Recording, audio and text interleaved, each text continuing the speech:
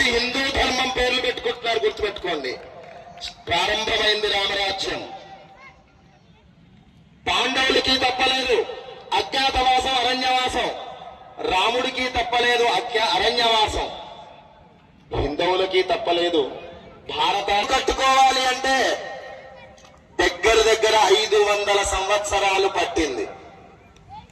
నిజమా? 500 సంవత్సరాలు. మన దేశంలో ఉన్నామా, పక్క దేశంలో ఉన్నామా? స్వాతంత్రం వచ్చింది, జబ్బలు జరుచుకుంటాం, వచ్చింది అని. ఎక్కడొచ్చింది సార్? వినాయక చవితి హిందువులం కదండి, తింటాం పండుకుంటాం, టీటీడీ తిని పండుకుంటాం. అదేనా మనం చేయాల్సింది? నిన్న మొన్న మీకు హస్తినాపురం, ఢిల్లీ అనడం కూడా నాకు ఇష్టం ఉండదు, మన యొక్క దేశ రాజధాని హస్తినాపురం, దాని పేరు. ఎన్ని మార్పులండి!